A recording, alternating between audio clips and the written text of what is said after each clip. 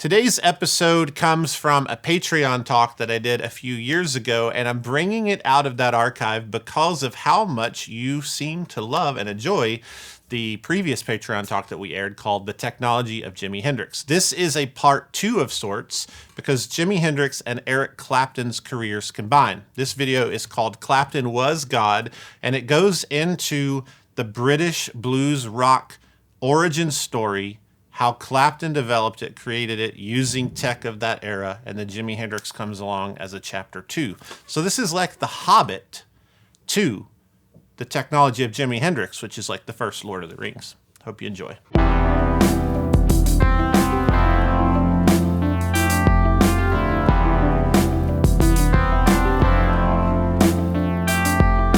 This could be considered part 2 of Jimi Hendrix and his technology, but it's primarily based around the research that came from the What is a Blues Breaker episode. If you haven't seen that, go watch it. So this is all about Eric Clapton, and it's all about the years 1965, primarily 66, which is a huge year. If I had to pick one year in the history of the world, musically, when it comes to rock and roll, electric guitar, 1966 is really hard to beat. As you know, I've done the 1966 series effects, so there's one reason all these effects started being invented in 66.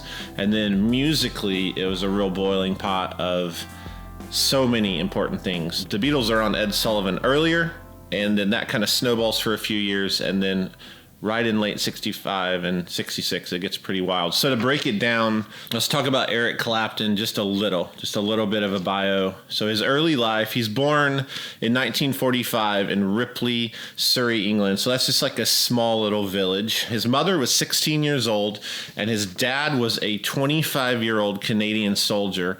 And basically, his mom gets pregnant, and his dad goes off to war and never comes back to England, returns to Canada. And Eric was raised by his grandparents, his grandmother, and then she had remarried, so there was a step-grandfather. But he actually grew up believing that they were his mom and dad, which is really wild. And then his mom, who lived in town, I believe, he believed that his mom, growing up, was actually his older sister. So all of that kind of doesn't end well, obviously. And he, there's a lot to be said there if you read some bios and stuff, but he grew up in a very interesting environment in a small part of England. So culturally and just kind of his starting point is really difficult. He gets a guitar at the age of 13. It was like a cheap steel string, one of these German-made catalog guitars. And it's noted that he said, the strings are so far off the neck, it's hurting him, and he gives up. He plays for a couple weeks, kind of gives up, loses interest. 2 years later, he picks it up and somehow, some way, keeps going for it, and he actually gets good at guitar. He would put on American blues records. He starts just saturating his musicality with these American black blues artists. So B.B. King, Howlin' Wolf, Muddy Waters, and he's obsessed with it. And he sets and plays, and he had a small tape reel-to-reel recorder, and he would sit and play and record himself, and then he would review what he had recorded till he felt it was perfect, and he became really obsessive, and he gets really good because of this. And at 16, he starts busking around town. That's where you basically, put your case out there and people throw money in it.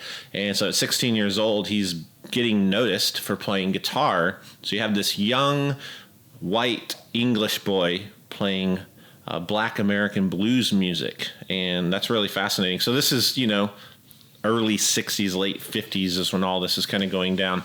So his career technically starts in 1962. He joined a duo there in Surrey, so two guys playing blues music.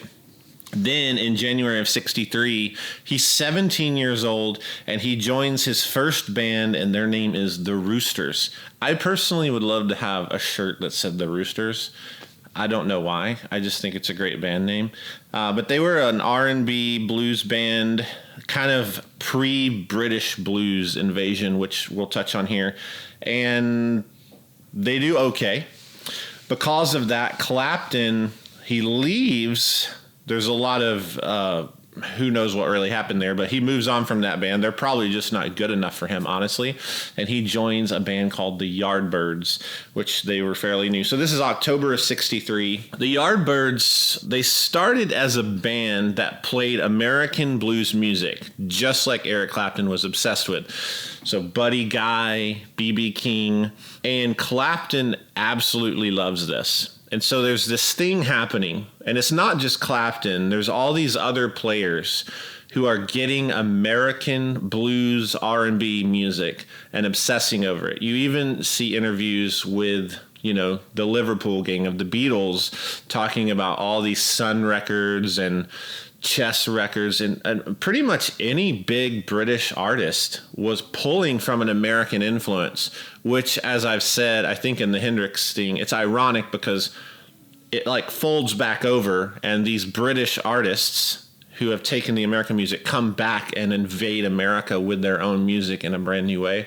That's a fascinating point, but we don't want to get out of this subject here. I need to stay on track. But so he's in the Yardbirds, and they develop a cult following. They take over the Rolling Stones residency at a London club right outside of London called the Crawdaddy. So the Stones have gotten real big, and they're kind of starting into like more of a touring scenario. And the Yardbirds take over their residency, and they have a literal cult following. They become a very well-known band in London and in England. So he starts touring as well as the residency, and the Yardbirds actually toured with an American bluesman. His name was Sonny Boy Williamson. Check him out. Like, go to Spotify or whatever. It's really great, and it was once again what Clapton was obsessed with, and he actually gets to tour with this black American bluesman. It was amazing. So in 1965, they had a major hit called For Your Love. This is the first time the Yardbirds are ever noticed on a major level and the airwaves and such. It was very pop. It was actually written by someone that was more on the pop side of things. And it becomes a hit. And because of the success, the Yardbirds, not as a whole, but as a band, started shifting towards pop ideals and popular, kind of radio music. And Clapton was extremely annoyed by this. He had a very bold personality. He basically was like, yeah, that's great. This is a hit. Everyone's going to like it or whatever. I'm out. He leaves the band. He wants to be in a blues band. So the day that song goes public, he actually just leaves the band. He quits. And it's wild because it paints a perspective of what mattered to him. He's in a band that's finally becoming famous, and because they're leaving blues roots, he walks away from it. So he really is in every form of purist at this point. He's very much after that sound, and it's doing something for him, and that's important to note as we move forward. So Clapton leaves the band, and he suggests that his friend Jimmy Page join the band in his place. But Jimmy Page is a young session player, a studio guy. He does engineering and stuff as well. He refuses to join them because he's friends with Eric and he respects Eric. And a guy named Jeff Beck joins the Yardbirds. So these three names, it's massive name drops. You have Eric Clapton leaves, Jeff Beck joins, and then later Jimmy Page does join the Yardbirds alongside Jeff Beck. So three crazy famous, massively influential guitar players are in this one band. They're never in it together. Clapton never plays alongside Jeff Beck or Jimmy Page, but it is interesting that this band held those three. One other interesting fact is Led Zeppelin, when the Yardbirds start falling apart and it's over, Jimmy Page is holding kind of that title, the Yardbirds. It's his band. And the original Led Zeppelin, which he put together, he called it the New Yardbirds. So their first rehearsals, if you've watched on the show, I did Record Time in London. I actually go to the location standing outside of where the first Led Zeppelin rehearsals were. It was actually the New Yardbirds, and they changed their name. So he leaves the Yardbirds. And, they get a new guitar player in Jeff Beck. And he goes and joins a band called John Mayall and the Blues Breakers in April of 65. But he quits a few months later. We don't really know why he quits, but he goes and tours Greece, which is very random. There's some very interesting pictures of him. And he's touring with a band called The Glands. That might be the worst band name I've ever heard. If you're going to name a band, don't name your band The Glands. I don't know what that even means. It just sounds really weird. I'm uncomfortable when I say The Glands. I'm going to move on from that. The Faces and the Juniors. So he's touring all around. And during this time, his gear starts changing significantly. Clapton had always been seen with a Telecaster and an AC-30. There's plenty of photos of this, and he talks about it in detail in a few places. But he gets a 1960 Les Paul, and he has an AC-30 that he trades in for a Marshall. In the Bluesbreaker episode, I tell the story about how Clapton goes to Jim Marshall and says, I want an amp that'll fit in the boot or the trunk of my car. It is possible that that's not how it actually happened. I went with that story because it seems to be the most stated, and it makes sense, but there is an angle to this that's interesting because he leaves the Yardbirds where he's making money. He travels to Greece. His band's name's The Glands. Come on, they can't have that many gigs. And he comes back. I don't think he has any money. And a lot of people believe he's completely broke at this point. But he ends up getting that Marshall Bluesbreaker. It wasn't called the Bluesbreaker, but it was the JTM 45 combo. And a lot of people just believe Jim Marshall just gave it to him because he didn't have any money. So there is an interesting scenario there. I think that's fun to think through. We tend to think of our guitar gods as having an unlimited resource. He was possibly broke, like as a joke, and that amp just came to him for free. So his sound is about to change. He goes from a Telecaster to Les Paul, AC-30 to a Marshall. His sound is completely about to change, and because of this, the sound of popular music in England is going to change. So let's get on that track. Now, in November of 65, he rejoins John Mayall and the Bluesbreakers. He comes off this tour. His gear is different, and he rejoins the band. And he gains the reputation for the best blues rock guitarist in London, period. They're playing the club circuit, and people can't get enough of him. People are standing on the sidewalks. It's like a circus, and he is in the middle of the ring. John Mayall and the Bluesbreakers were touring the club circuit, and they were simply a band that became a band to display his guitar work. That is quite literally what happened, and John himself even says that. So Clapton is God graffiti starts showing up all around London, West End, Soho.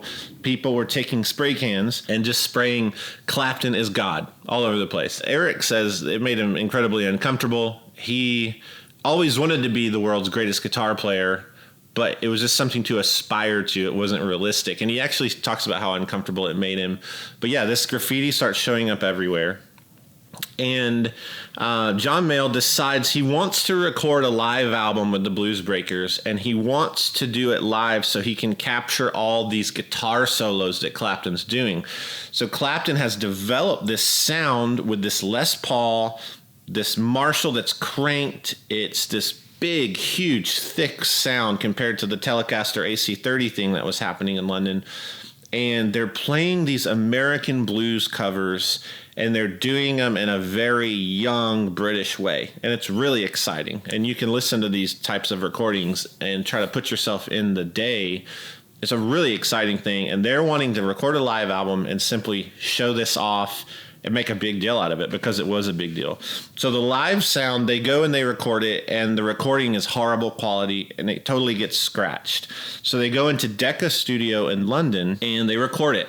And there's some interesting things that happen because when you're in a club, you can do what you want. There's a drummer, your bass player, John Mayall's playing harmonica and keys, and Clapton has his Bluesbreaker probably leaned against the wall, and it's on 10, and you just deal with it. You're in a club. When you go in a studio and they're trying to mic the drums and all this stuff, that is like hell on earth for an engineer.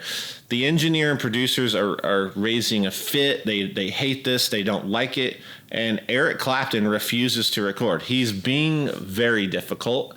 Maybe he's pretentious. I don't know. I mean, people are saying Clapton is God on the wall, so he's probably like, I'm entitled to do what I want with my amp. But in his mind, he knows there's a sound that's coming from turning this amp up all the way. It's a very destructive, massive rock sound. Like the way his solos cut, it's not going to happen if he turns down. And he knows that. And it's said that John Mayall actually says, give God what he wants. And he tells the engineer to shut up, and they record it. And so there's bleed everywhere. I mean, the guitar amp is bleeding into the overhead drum mics and the vocal mics. But when you listen to the record, this guy here, when you listen to this, it is a massive guitar sound because it's in every source of audio. I don't know how many tracks this was on. So we're talking, this is late 65 or whatever, I don't know. Maybe it's 8 tracks. But he's in every track on the board, which is wild. There is a little bit of a thing where there's speculation over what he uses. If you look at the back of the cover, just getting into the Bluesbreaker sound subject. So he has his Les Paul and his Marshall. This is important to note. So here's the record. This would have came out all over the world, really. It got a lot of traction because it was such a new sound. And then if you look on the back, I'm going to hold this up. Right here, see the amp? That's the Marshall amp on the back of the cover. So this record gets really famous, and this is a billboard for Marshall, Mr. Jim Marshall. There is a little bit of a myth, is that he had a treble booster device. So released in '66 was the Dallas Rangemaster treble booster. It's a box that set on the amp, plugged in, you plug your guitar in, you leave it on all the time. A lot of people have claimed he had this device up there. I wholeheartedly believe he did not. There's no evidence. The engineers deny it. People on the scene, there was no box. Clapton denies it. He just plugged a Les Paul in, and he just turned it all the way up, and he probably dimed certain tone knobs. You even have, like, Analog Man makes a Beano boost. Well, Beano, the record, the comic book, that's a reference to that. There's nothing wrong with this. This is an amazing boost. And if you can't dime your Marshall, this is the thing. You need this to pull that sound off. So if you're playing in a normal environment like most of us, you're not Eric Clapton turning your 45-watt amp up to 10. The Rangemaster circuits get that sound almost approximately. I mean, it's really close. So yeah, that is a little bit of a myth. It's something I get asked a ton on Instagram and in comments. So he, for a second time, leaves the Bluesbreakers. The album's finished, and this album, affectionately just called Bluesbreakers or Beano, because Clapton is reading a Beano comic book on the front. It drops July 22nd of '66, and it becomes the number 6 album on the chart, which is massive. Like, this is passing A-list albums. And the sound of the blues was made British on this record. Once again, I say this all the time, it's hard to imagine yourself in a time where things didn't exist. So this new British sound is being invented, and Clapton is the one inventing it. He's replaced when he leaves by Peter Green, who was a co-founder of Fleetwood Mac. So this scene, I keep name dropping people because this scene is nuts. It's like the 6 degrees of Kevin Bacon. It's like the 2 degrees of Eric Clapton. The 1966 is crazy. So Peter Green, he goes on to found Fleetwood Mac. He takes his place. His nickname was the Green God, playing off Clapton as God. Just interesting. And then you have the Bluesbreaker bassist, John McVie. He was and still is the bass player for Fleetwood Mac. And that's where the name comes from. Mick Fleetwood is the drummer, and then McVie, so John Mac is the bass player. Mac Fleetwood Mac, that's where his name comes from. He was part of the Bluesbreakers as well. Now, this is where it gets interesting and exciting for me. And it kind of starts paralleling with Hendrix, and it's really important. So 66, Jim Marshall had just started getting his amps to the place where we know them. He had been making amps. He was importing amplifiers in, and the Fender line of things, specifically the 59 Tweed Bassman. Because of import taxes and stuff, he decides, hey, I'm going to make these here. So he clones the Bassman, but because the British parts are different, it becomes what we know of as the JTM series and the Plexis and all that stuff. So he's just starting to get known, and the JTM 45 combo is on the record sleeve, as I showed you, and Marshall becomes massively famous. So Clapton does this record, leaves the band, but the record drops and goes to number 6. And the record gets big, Clapton gets bigger, the Bluesbreakers get big, and Marshall gets big. So this is a chain reaction it's very interesting. And The Les Paul that he's playing, so you see it on here as well. He plays this all around town, but it's obvious he's playing a Les Paul, 1960 Les Paul Sunburst. And the Les Paul had been discontinued at this time. This is something that a lot of people totally miss. Les Paul was an inventor from the United States. He created a guitar called the Log, which is arguably one of the first electric guitar solid bodies ever made. There is no real way to know who's first. It's very complicated. Les Paul is a famous musician. He travels with a girl. They're huge. And this guitar, though, it flops and it doesn't do well. The Les Paul is not very successful. It's discontinued. In 1961, because it's flopping so bad, Fender is ruling the world with his small, thin, lightweight, Telecasters, Stratocasters. Gibson has the heavy Les Pauls that literally people would complain about. It hurts their back to play them, and that's part of why they weren't selling well. They changed the Les Paul name onto what is called the Gibson SG now, small guitar. So they're trying to create a guitar to compete with Fender, and that's the SG, but it wasn't called the SG. They just took Les Paul and put it over there and tried to rebrand this Les Paul idea onto a new guitar, and the Les Paul that we know of now was discontinued in that moment. Now, basically, that all gets fixed, obviously. But in like 1968, I believe, the Les Paul is reintroduced. But this is why Eric Clapton uses it on this album. And because he uses it on this album, Jimmy Page buys a Les Paul. Jimmy Page goes on to found Led Zeppelin. Jeff Beck gets a Les Paul. Jeff Beck is crazy everywhere. Massively influential. Even Bloomfield switches from a black Les Paul to a Sunburst like Clapton. Eric Clapton's influence from this Bluesbreaker record is massive. It's monumental. And he influences the whole world through this record. He launches Marshall amps, quite literally. This is pre-Hendrix. And he launches the Les Paul back into production through series of events of people being influenced by him. Moving on to Cream, he leaves the Bluesbreakers, and then he's invited to a new supergroup. In 1966, this is July, he joins Ginger Baker on the drums, and he joins Jack Bruce, who was a former member of the Bluesbreakers. It's all the Degrees of Kevin Bacon thing here. And Cream immediately becomes the greatest band of its kind ever. It's this supergroup trio, loud, massive stage presence, guitar solos, amazing bass. The drums are off the hook. They are this just unreal presence in the music world, hit after hit. And Clapton was already massive. He was already God in the guitar scene, but now he starts singing and writing. And as you know, songs like Crossroads, he covers that. You start to hear his voice. So he's in Cream, he's a big deal. Now let's jump over to like last month's thing when we talked about Technology of Jimi Hendrix, and let's tie these together and wrap this up. So in New York City is Jimi Hendrix. He's unknown. Linda Keith Richards' girlfriend, discovers him, introduces him to Chaz Chandler, the bassist of the Animals, a London band. Chaz says to Jimmy, hey, I want to make you famous. Come to London. I'm going to make you famous in England. And he's hesitant. Basically, Chaz tells him, I'll introduce you to Eric Clapton if you come over, and he gets on the plane. So there's a hint here of how big Eric Clapton is.